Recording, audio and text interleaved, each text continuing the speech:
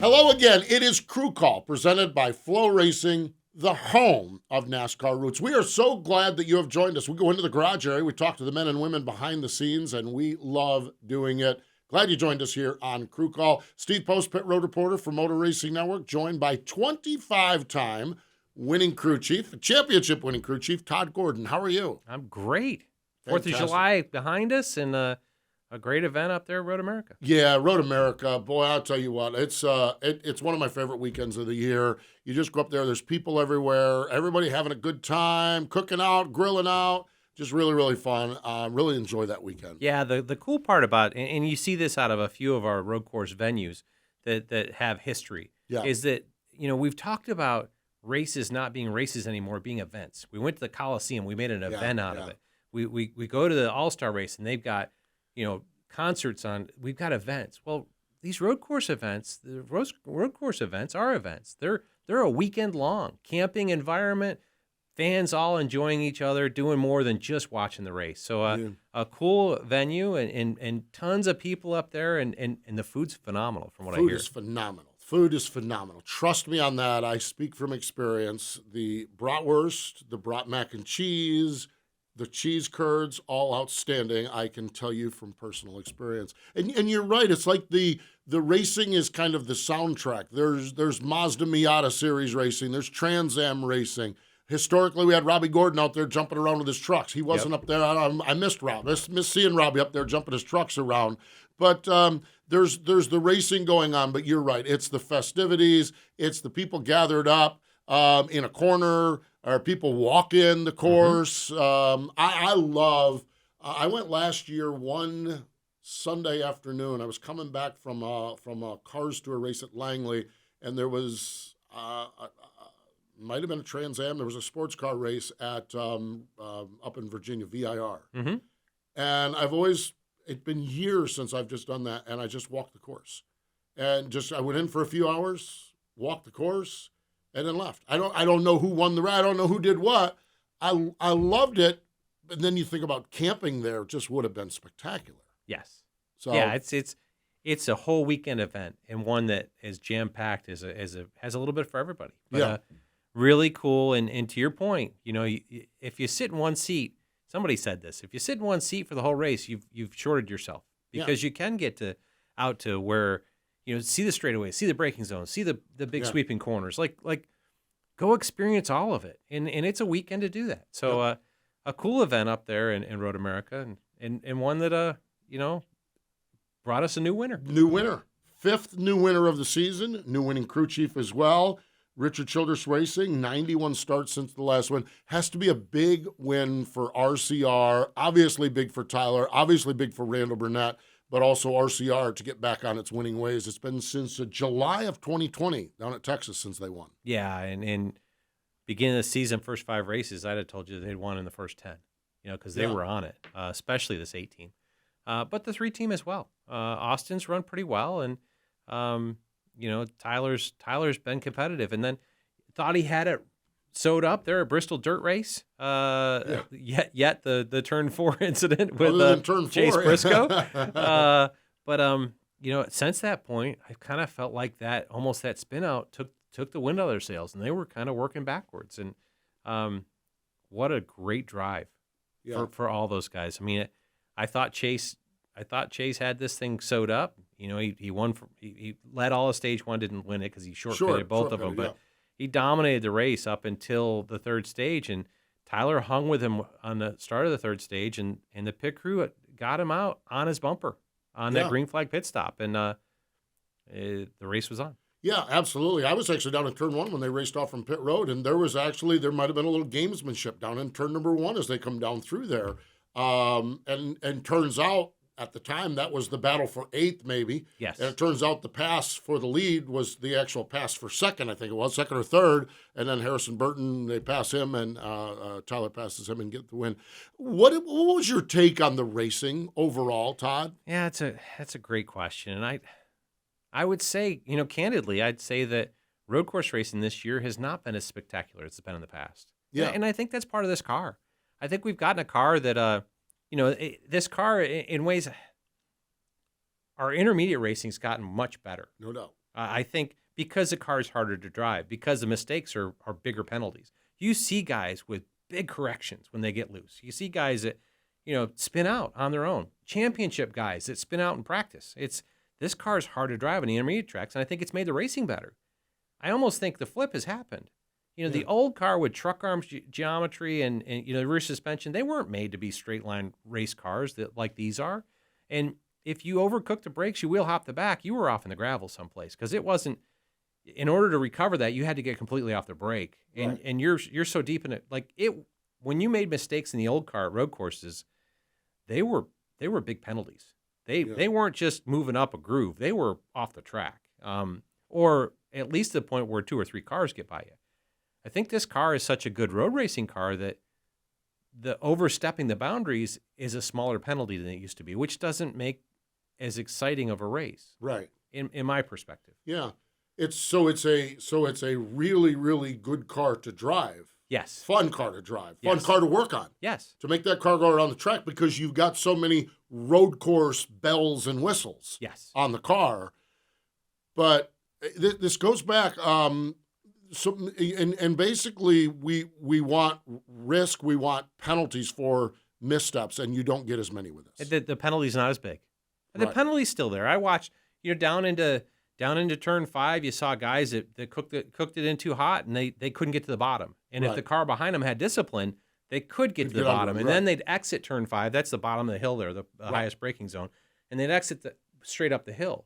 In the past, if you went down there, if you watch the Xfinity race, guy goes down in there and cooks it there, he's almost out into pea gravel, and 3 cars drive by him. So the penalty for over driving, I think, with the old truck arm cars is bigger. Mm-hmm. Where this car, you're a little bit too far, you can just modulate the brake, where before you had to get completely off of it, which would put you a bigger penalty. But it's still a good race. Don't take. I don't want people to take me wrong here. I still think we put on a good race. I just don't think it's as good a race as what we used to have because the penalties aren't as big. Right. Mistakes. It's the same reason why our intermediate racing with this car has gotten better. Because the penalty's bigger. Penalty is bigger. So I think we've traded a little bit of one for the other, and I don't think that's a bad trade right now. I still love the car that we've got, but these events that we've had, Sonoma wasn't spectacular to me, and Road America, to the purist of a race viewer, I think it was a good race. It was a great race. Yeah. When you look at what Tyler and Chase had going on. Oh yeah, the battle, at the end, yeah. But you didn't see it all day long. Mm-hmm. So, a good event. I think a good event. Just I think what we've made for an improvement in our intermediate stuff may have taken a little bit away from the road course side. It's related to this a little bit. Denny Hamlin was talking regarding Martinsville. One of Denny's points was, and this was about shifting in Martinsville, and he talked about you go down into a corner at Martinsville, you blow the corner, you grab a gear, and you take off, and you maybe get up the racetrack or something like that. Where the old days, you go down the corner, you blow the corner, then you're stuck on the outside. And then the freight train goes by, and the freight train goes by. So it's almost like the penalty for a misstep needs to be.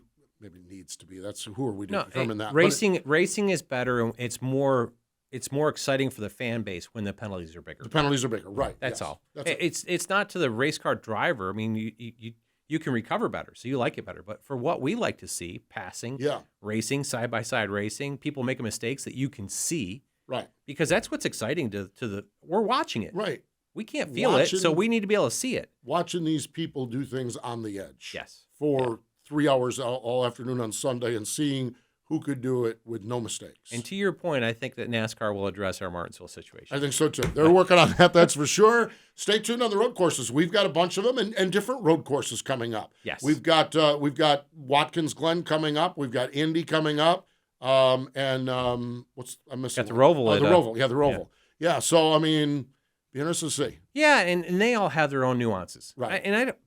The shows have still been good. Right, absolutely. I'm not. Don't take me wrong. I think road course racing is still pretty good.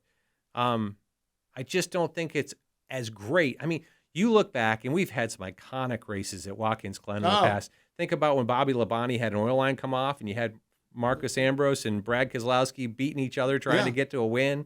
I think Kyle Busch was in there too. Kyle Busch was in there. Yeah. We've had some exciting races, and Some of that's not the car. Maybe that's just, we dumped oil at racetrack. Well, So, that's it too. I mean, and the finish at Coda was spectacular, but the race prior to that, I mean, it was good. It was good, but again, I think we, interesting stuff. Well, stay tuned. We don't have to worry about that now because we're going to Atlanta this coming week, so we're not worried about road courses now for a few weeks. Yes, so. And really, I think beginning of the year, I put out my list of who I thought would be winners, and I had Brad Keselowski on as a winner. Yeah, I felt like Brad was going to win a speedway race. I think the Roush Fenway Keselowski, what used to be Roush Fenway, their speedway program actually being in the Ford camp, I thought their cars were probably the best speedway cars in the Ford camp. Right. For years, I thought we had better drivers and strategies at times than they did, but I thought if you put Brad in one of their cars, that there's still an opportunity for him to win there, and I still believe that. And they go down to Daytona and they sweep the Clash. Yes. So then it's like, if you had that thought that that's going to be, then they go sweep the Clash with Brad winning one and Chris winning the other. You're like, yeah. Which one or ones do they win? And having worked with Brad in the past, one on the Xfinity side for a year and then as a teammate, you get him in a pressure situation. He does pretty well with it. So I still think we've got Atlanta this weekend. It's a pseudo speedway race. Right, sure. Get some information on that, and it'd be interesting to talk about what's left there, and then Daytona at the final race. I still put Brad in the mix of making this happen. So and talking about Brad, Matt McCall is his crew chief. That's our guest today. So we're going to talk with Matt, and we'll dig into all of this. We'll talk about this with Matt McCall. That is for sure. So looking forward to it. Always love when we get a chance to catch up with Matt McCall. You can subscribe to Flow Racing right now. It is the home of NASCAR Roots. Catch all the Wheel and Modifieds, ARCA Menard Series, NASCAR Pinty Series, plus all your Advanced Auto Parts Weekly Racing Series action. The headliner this week, oh man, I love Wall Stadium in New Jersey. The NASCAR Wheel and Modifieds are at Wall Stadium. That is going to be one to watch. Weekly racing action, Octodrome Granby, Jennerstown, Riverhead, Hickory, Langley, Bowman Gray, La Crosse Fairgrounds, Meridian, Evergreen, and All-American Speedway. Oh my gosh. Great racing on Flow. I watched a little bit on the 4th of July night. I watched a little bit from Meridian, NASCAR Weekly Racing Series on Flow out at Meridian in Idaho. Neat stuff. You can subscribe at flowracing.com/go MRN. Stay with us. Matt McCall, he joins us next.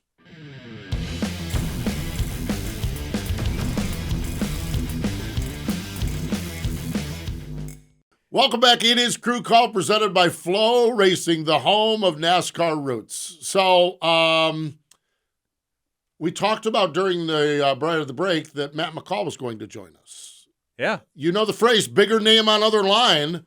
Todd, we got big timed. Yeah, we did. We got big timed. We record this show, but the window in which we recorded the show, apparently some guy by the name of Jack Roush. The Cat in the Hat. He called a meeting. And let's see, Todd and Steve on one side for Matt McCall. Jack Roush on the other side. We're not going to have Matt McCall on our show today. I understand that. I understand that. And this happens. It does. This is racing, and especially when there's challenges and opportunities, this happens. Hey, we listened to last week's race at Road America, and Richard had a meeting with all of his teams before the race. That's right, he did. Yeah, sat him down and said, "We got to do this, guys. I mean, there's a time when, as a leader of our organization, you've got to step up and say, all right, guys, let's get together. I've been in those meetings. That's it. Yeah. They're not fun. No, but they're usually not bad. But they're not fun. But Jack's doing that, and hey, he's got a race team. It doesn't matter whether crew call happens or not. He's got to win. He's got 8 races to win. He needs to for 2 guys. Consult with us before he has these meetings, Todd. Come on. I don't think that's going to happen. I don't think it's going to happen. That's going to happen. So I totally understand it, but I think caveat we've got Atlanta. Yeah, absolutely. And let's look at Atlanta. What are your thoughts? What do we we're I was on a local affiliate, and they said it's going to be hot in Atlanta. Yeah, July in Atlanta. Yeah. It's just is. It's a cold spell. It's supposed to be upper 80s, I think. So it won't be upper We'll 90s. be fine then. We'll be fine. What's your take? What do you think we're going to see second time at the racetrack as well? Yeah. So with the new configuration. Yeah, it'd be totally interesting because this is the first time that we've come back to a race event for the second race. So you got a notebook. And first time we went there, nobody knew what to expect. I remember talking to Blaney and talking to all sorts of people, anybody I could talk to the week leading up to it. What do you think? I don't know. Is it going to be a speedway race? Is it going to be an intermediate race? Well, I don't know. So everybody was kind of that way. And now we saw that first race kind of be a speedway race. Yeah. But it was March, not July. July.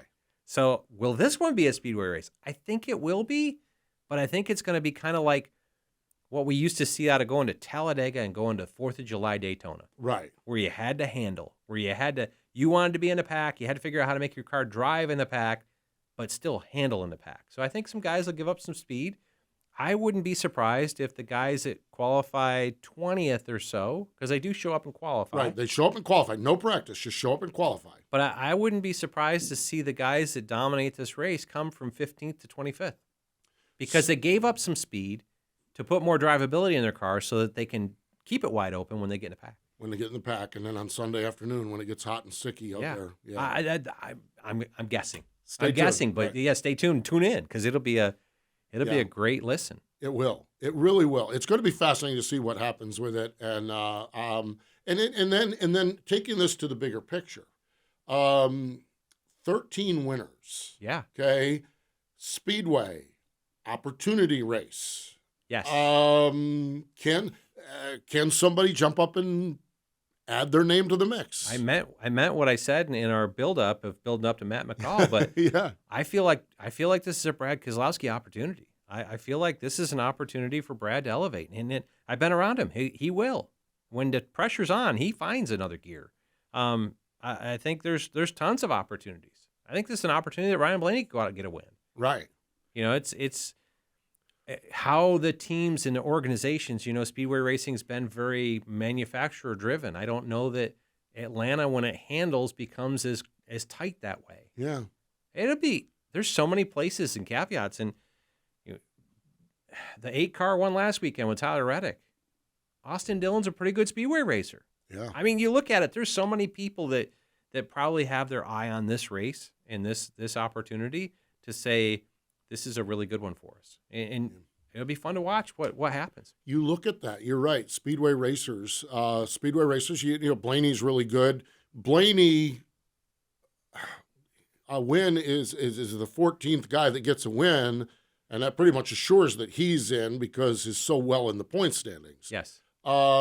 It doesn't necessarily maybe upset the apple cart of that clinch spot from 16 because right. he's well going to be the last guy on points if we get down to one guy on points. Yeah. We may get beyond that is the problem. We've got 8 races left. Yeah. Atlanta and Daytona are speedway races. We've still got Indy Road Course and Watkins Glen. Who knows? We got a lot of opportunities for people that are outside of the normal kind of clique of guys that have already won to come back and win again. Look at speedway racing. Let's take speedway racing. Roush, Fenway, Keselowski. That would be 2 that are way out. They won. To your point, they won both of the dual races at dual Daytona. Races, so you've got that in Atlanta and Daytona. Okay, Bubba Wallace. Yes. Awful good at that kind of racing. Yes. Very, very good. Austin Dillon. Really, really good. A Daytona winner. You've got, those 4 cars. Michael McDowell. We talked to Blake Harris last week. Mm-hmm. Awful good at that kind of racing. Mm-hmm. There are 5 drivers that Ricky Stenhouse. Yeah. I mean, so there's 6 guys that we just pulled out of just sitting here, you and I talking, that if they won the race Saturday or Sunday in Atlanta or won in Daytona in July, we'd be like, okay, not a shock at all. Yes. Wow. Yeah, and I mean, we've not talked. I think Ricky.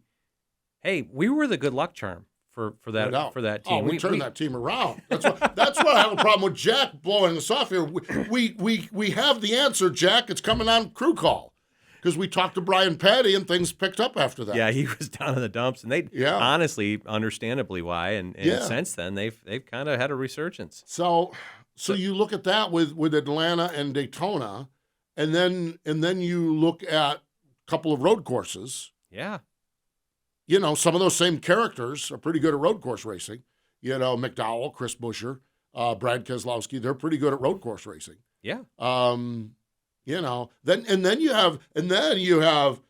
you imagine your guys that are really good racers, and I don't have the points in front of me, but Kevin Harvick, guys that are in that camp. I mean, Harvick would have won Sonoma had they had a normal pit stop. I know. I mean, he blew up at his guys about it, but he finished 10th this weekend, starting 20-something.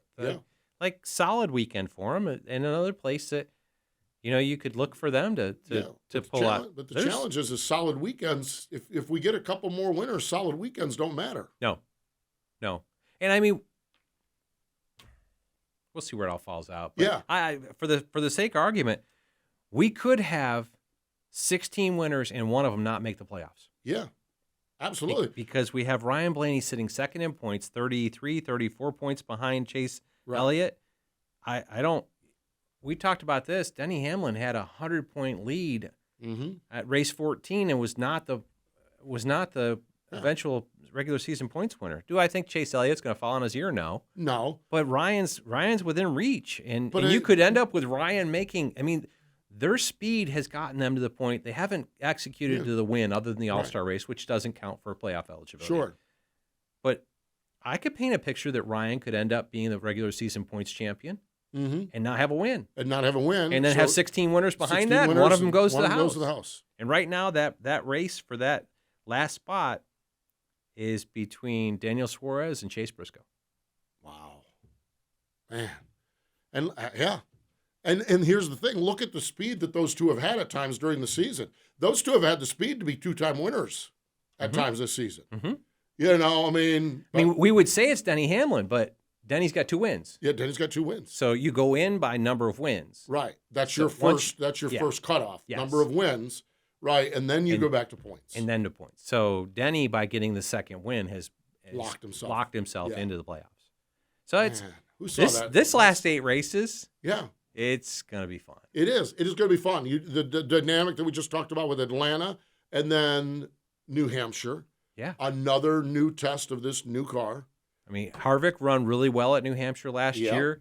Eric Almirola, the last run, smoked him. And there's another one. Almirola duplicates what he did last year, and that further tips things over. It's. And then there's that little place called the Tricky Triangle. Yeah. Where somebody could do a 5-tire strategy with a half a tank of fuel and win the race. I might be stretching it a little bit, but just a little bit. Yeah. They have a hard time getting 4 on. Oh, dear God. Hey, I do want to give, we live in a world, I want to go back a week, okay? We live in a world where, and I know you have described this multiple times here on this show, the pit stops, the dynamic, the switch, the getting the tire on there. It's so tough. That's one of the biggest challenges with radio is how do we paint a picture of something technical? I got to give credit to NBC Sports. That video they did with Steve Letarte showing that. Now, the only thing is the little button that pops up is not red. It's not red. But I think they showed a lot of the mechanisms that have really helped make this a little bit clearer. I think it is. The other caveat, they got the gun turned the wrong way. Oh, did they really? Yes. Because all of the lug nuts on these cars are left-handed treads. Somebody didn't know that, and they had it go on clockwise and off counterclockwise. It's backwards, but there's your crew chief. Your crew chief. Yeah, it's just those are the 2 caveats. But I think a great piece, and NBC actually took that piece and put it out on Twitter. Pete Pistone reposted it. I reposted Pete's tweet because it's if you want to dig through at Todd B. Gordon. Yeah. I posted it up there because it is very clear and it really explains what's going on. Really does. I want to go back. We're just filling in here while Jack is filling in with Matt McCall. I might go have to talk with Jack. Yeah, right. I talked to earlier in this year here on Crew Call. We talked about some of my visits with Skip Flores. Yes, and we talked about the mind of a pit crew member going from a 13-second pit stop to an 11-second pit stop, and how the same amount of things, but different things because of that. And we were talking about that, and he shared about the video. And so I said to him, we're here with July 4th weekend. And I was at Road America when I was talking to him. I said, you had talked to me about the speed. How is it feeling? He says, we're finally now starting to feel a little bit comfortable about our speed. The game slows down. The game slows down. That's what he said. I'm starting now to be able to keep an eye on the finer points and to know that this, that, and the other thing. It's July. Yeah. And we're just at that stage, which shows how great these athletes are and how intense this is. But it's taken half a season for these guys to get to this point now. We used to be 11 to 12 seconds were really killer pit stops. Right. And now 9 seconds. 9 seconds, yeah. And you're doing the same. You got to do the same runaround. Right. And the other part is that, and I saw this, and you talked about Skip Flores. Skip was one of 2 changes they made on the 12 car, which has actually elevated them. Right. He's now over there with Blaney, which has been an addition for him. But when you look at it, they used to have 5 lug nuts. Right. And they could process how well they hit the lug nuts as they went on. Yep. It might be I didn't hit 2 very well, and then you'd see him jump over the cone and hit 2 again. Right. Just like they had time to mentally process. And if you hit 4, I mean, we proved out if you had 3 tight, you were fine. If they were 2 on one side, 1 on the other, 3 in a row depends on where they were. But if you had 3 tight that weren't sequential, you were in good shape. But they had time to mentally process that as they're hitting their pattern because every lug nut's like 0.2 of a second. So you had time. Now it's 0.2 second get up. Yeah. You know, we used to be 1.2 for five lug nuts, and now it's 2 to 0.3. So that's where that second comes from. That's what he also Skip said that. He said, I could tell you after pit stops if there was a loose lug nut. I could tell you which one it was when there was 5. Mm-hmm. He said, and the same thing. If we had 3 good, if we had 4 good, we were golden. We were not even worried about that 5th one. He said, the other problem with this, and we saw this with Richard Petty Motorsports, he said, there's so much torque in these guns that you can go too far. Yes. Yeah. And he said, the precision to have it just is amazing because you can be, like I said, that's what it was with Richard Petty Motorsports. And if you kept it on long enough, if you kept the nut on long enough to run a wheel up tight, and the wheel was already tight, you're going to have that Richard Petty Motorsports situation. So it's like he's got to figure out. There's so many moving pieces to this, and how they all sorted out. But we went through a race with no incidents. Right, absolutely. At Road America, right? 9.5 seconds to do what you used to do in 11. And we'll see what happens this weekend. I would expect we'll probably see some issues back again, because road course racing pit stops mostly happen under green. They're not as pressure packed. Right, you're not as 30 cars coming down pit road, and you got to beat 6 of them. Yeah, where 0.2 on this pit stop is going to make us 3 spots. Right, where 0.2 on a green flag pit stop's not affecting the sequence of what's going on the racetrack. So fascinating stuff. Yeah. 8 races until we go playoff racing. Yeah, and neat races in the middle of it, as you talked about. We get to go. We've got Atlanta. What a question mark. Yeah. Go to Loudon the following week. Yeah. Are we going to shift? Are we not going to shift? How's that going to affect the racing? The bumps still back into turn 3 are still as big as they used to be, but we used to worry about lockup over those bumps. And will this car with a braking platform and independent suspension, will that drive differently? Right. How will that work for these guys? We used to. I know when I was there, I just lay it on the splitter through the bumps until the left front would lock up. Then I'd have to back it up a little bit. Yeah. But these are whole different creatures now. So, and there's no notebook to go back to. No. It's going to racetrack for the first time. To your point, Pocono. Pocono's going to be interesting with this car. With shifting, I mean, Pocono, when we used to shift like twice. Now you can shift every corner. Yeah, you're going to do 6. Maybe I don't know. Will you double shift? Yeah, exactly. We saw that at Gateway. Right. Absolutely. One end they double shifted down. Do you what are you doing in turn 3 at Pocono? And it'll be different than turn 2, which will be different than turn 1. Yeah, yeah. There's so many question marks, and teams will hit this, and I mean that'll lead into this whole how many winners we're going to have. Right, because someone could hit into it. I don't know. Fun stuff, that's for sure. It is a great time of the year to be in NASCAR racing, and we're going to have you covered on Motor Racing Network all the balance of the season. We have you covered from Mid-Ohio this week. Friday night, 5 p.m. Eastern Time, it's the Dawn 100 ARCA Menard Series race. And on Saturday, the O'Reilly 150 at 1 o'clock Eastern time for the NASCAR Camping World Truck Series. So truckers are in Mid-Ohio, and the Cup Series and Xfinity Series are down in Atlanta. What you talk about Mid-Ohio, but what a great venue that two back-to-back weekends. They just had a IndyCar race. It was a heck of a race up there last weekend. Come back with trucks this weekend.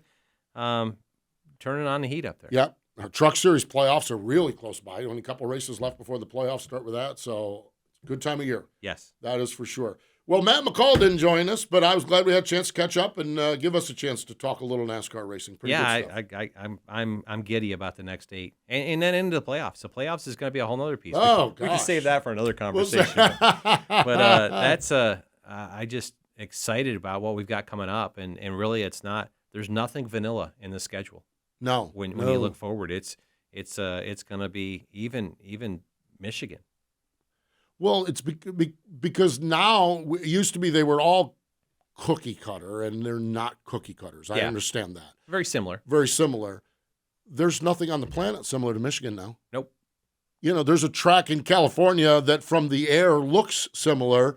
The guy that built that place in California may have owned the place in Michigan, right? But it's there. The asphalt's there's decades the similarities. Yeah.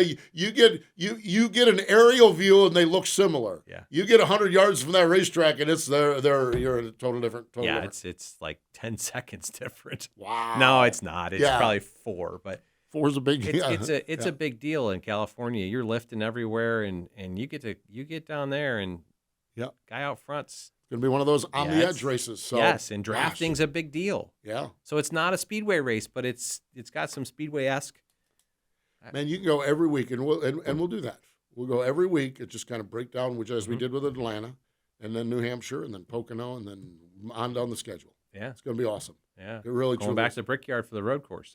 What a weekend that is that Rogers put together. Yeah. You got IndyCar and Xfinity and Cup. All in the same venue. It's a cool weekend. We got to do that last year, and Roger's done a phenomenal job with Imagine that. Roger took something over and made it better. Roger Penske buttoned up and makes something better. Imagine that. Shocker. Yeah. Breaking news, right? My hero. Well, exactly. Well, he hasn't called and scheduled a meeting that has canceled any of our crew chiefs, so he's better than that Jack Roush guy. Not just it's part of the game. I've had that happen on different radio interviews. I've had it happen when I was doing Raceline. We'd sling a camera crew out to a shop, and the PR person come out and say, "Guess what? There was never anything good that ever came from a guess what." Yes. Jack is here today. Richard is here today. Rick decided to fly up today. Yep. I don't know that we had it with Roger, but if Roger would show up and have one of those meetings, it would be the same result. Just is what it is. Nature of the beast. Roger's pretty organized. You would have had at least 30 minutes notice. 30 minutes notice. It would have been guess what at the time. But in all seriousness, totally understand. Yes, no. We're picking a little bit, but they got business to take care of. They've got 2 cars that they got to figure out how to win one of these next 8 races. And if I'm Jack Roush, I'm calling a meeting amongst my guys as well. Richard Childress had a meeting Sunday with his crew members before Road America. I think that turned out all right. It did all right. I think it did all right. See how Jack does this weekend. See how Jack does. Go see what happens. That's for sure. So that's it. That'll wrap it up for Crew Call. Todd, always fun to hang out. Good times. Yeah, great to talk about. You got it. He's Todd Gordon. I'm Steve Post. Thank you for joining us here on Crew Call, presented by Flow Racing, the home of NASCAR roots. Subscribe today at www.flowracing.com.